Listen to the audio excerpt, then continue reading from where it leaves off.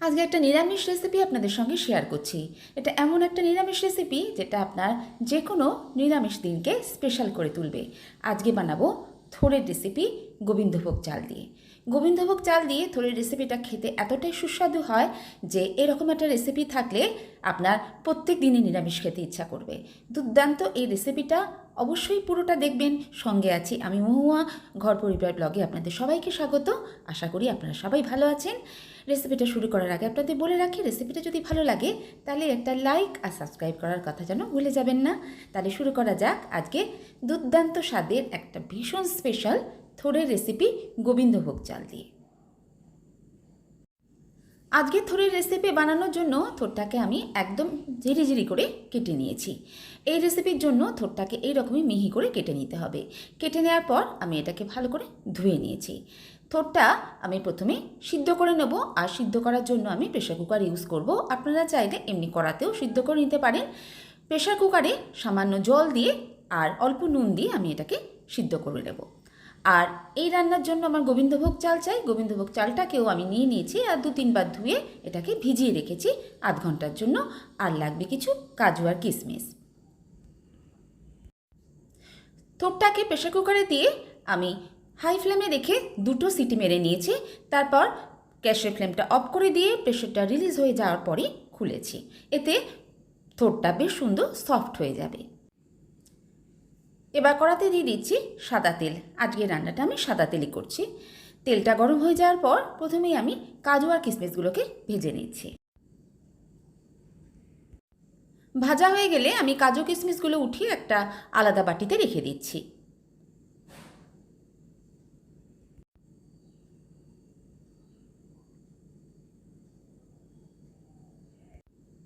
এবার তেলের মধ্যে ফোড়নে দিয়ে দিলাম সাদা জিরে, 2টো তেজপাতা, গোটা গরম মশলা, দারচিনি, এলাচ আর লবঙ্গ, আর দিয়ে দিচ্ছি একটা শুকনো লঙ্কা।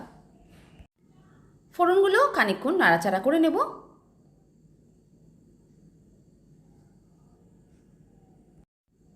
ফোড়নটা ভাজা হয়ে যাওয়ার পর এবার এর মধ্যে দিয়ে দিলাম আদা আর কাঁচা লঙ্কা বাটা। আদা আর কাঁচা লঙ্কাটাকে এবার খানিকক্ষণ ভেজে নেব।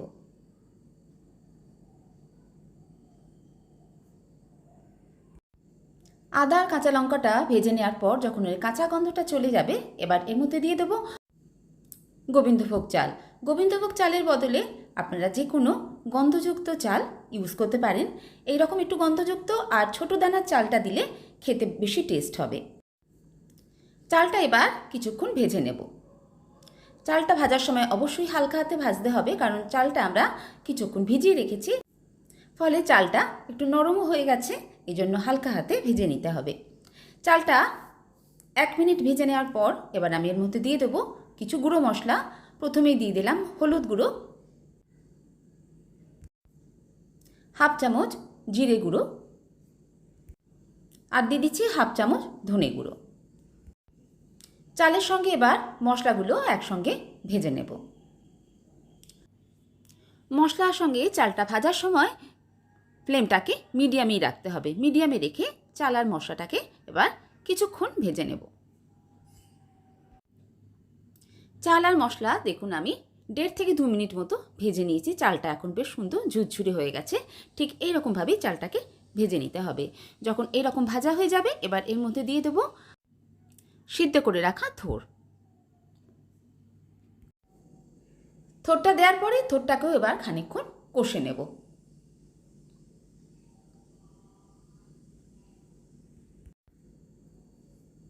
থোড়টা খুব বেশিক্ষণ সময় ধরে কষবো না, 1.5 থেকে 2 মিনিট কষে নিলেই হবে। আর থোড়টা কষার সময় প্রথমে হাই ফ্লেমে রাখলেও পরে আবার মিডিয়াম ফ্লেমে দিয়ে থোড়টাকে আমি কষে নিচ্ছি। থোড়ের যে জল জল ভাবটা ছিল সেটা এখন দেখুন সুন্দরভাবে চলে গেছে আর খুব সুন্দরভাবে কষাও হয়ে গেছে। এইভাবে একটু কষে নেওয়ার পর এবার আমি এর মধ্যে দিয়ে দেবো সামান্য একটু জল, যাতে চালটাও সিদ্ধ হয়ে যাবে আর থোড়টাও চালের সঙ্গে সুন্দরভাবে মাখা মাখা হয়ে যাবে। থোড় সিদ্ধ করার পর যে জলটুকু ছিল সেটাই দিয়ে দিলাম, কারণ জলটা ফেলে না দিয়ে জলটা এভাবে ইউজ করে নেওয়াই ভালো, কারণ থোড়ের মধ্যে যথেষ্ট আয়রন রয়েছে। আর একটু জল লাগবে, তাই আমি আর একটু গরম জল করেছি, সেটাও এখন এর মধ্যে দিয়ে দেব। এর থেকে বেশি জল এই রান্নায় লাগবে না। জলটা এমনভাবে দিতে হবে যে জলটা রান্না হয়ে যাওয়ার পর সমস্তটা সুন্দরভাবে টেনে নেবে আর রান্নাটা সুন্দরভাবে মাখা মাখা হবে। ফুটতে শুরু করলে এবার এর মধ্যে দিয়ে দিচ্ছি পরিমাণ মতো নুন। থোড় সিদ্ধ করার সময়ও আমি নুন ইউজ করেছি, তাই নুন দেওয়ার সময় অবশ্যই বুঝে দিতে হবে যদি আগে থেকে নুনটা দিয়ে থাকেন। এবার গ্যাসটা কমিয়ে দিয়ে ঢাকা দিয়ে 5 মিনিট রান্না করে নেব। 5 মিনিট পর দেখুন যে জলটা দিয়েছিলাম মোটামুটি সবটাই অ্যাবজর্ব করে নিয়েছে। এবার এই সময় দিয়ে দেবো চিনি। থোড়ের নিরামিষ রান্নায় চিনিটা কিন্তু অবশ্যই দিতে হবে, তবেই স্বাদটা সুন্দর হবে।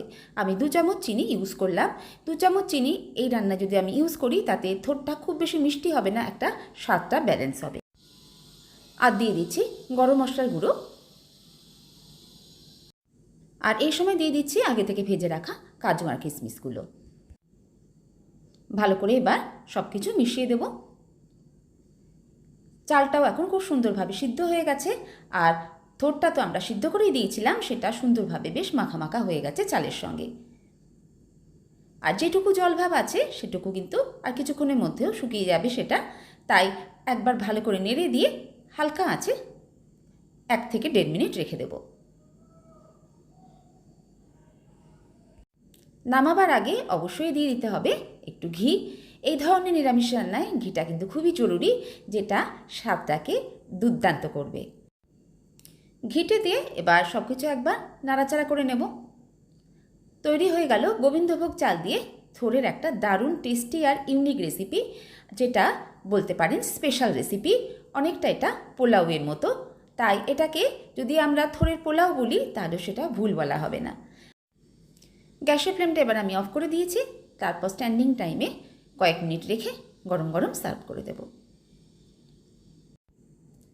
বানিয়ে নিলাম গোবিন্দভোগ চাল দিয়ে থোড়ের একটা ভীষণই স্পেশাল রেসিপি।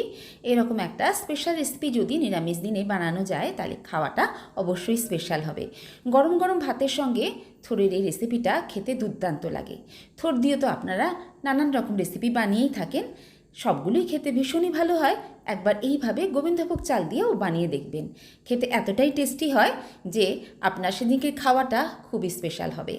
তাই অবশ্যই একবার বানিয়ে দেখার অনুরোধ রইল। আশা করছি আপনাদের ভালো লাগবে, আর ভালো লাগলে লাইক আর শেয়ার করতে ভুলবেন না। আর সেই সঙ্গে আমার চ্যানেলটাকেও সাবস্ক্রাইব করে নেবেন যদি এখনও আমার বন্ধু না হয়ে থাকেন। আমার পুরনো বন্ধুদের অনেক ধন্যবাদ আমার পাশে থাকার জন্য, আর নতুন বন্ধুদের আমার পাশে আমার বন্ধু হয়ে থাকার জন্য আমার চ্যানেলটাকে সাবস্ক্রাইব করে নেওয়ার জন্য অনুরোধ রইল। সাথে থাকা বেল আইকনটাকে প্রেস করে নেবেন, যাতে আমি যখনই কোনো ভিডিও আপলোড করি সেটা আপনার কাছে সরাসরি পৌঁছে যায়। আমার চ্যানেলে আমি এই ধরনের নিত্য নতুন ইউনিক রেসিপি নিয়ে আসার চেষ্টা করি, যেগুলো অবশ্যই আপনাদের ভালো লাগবে। তাই অবশ্যই ভিডিওগুলো দেখবেন, আর আপনাদের মূল্যবান মতামত আমাকে অবশ্যই দেবেন, যাতে আমিও সেগুলো আপনাদের থেকে জানতে পারি। আজ ভিডিওটা এই পর্যন্তই। আবার কোনো নতুন ভিডিও নিয়ে আপনাদের সঙ্গে দেখা হচ্ছে। সবাই ভালো থাকবেন, সুস্থ থাকবেন, আনন্দে থাকবেন।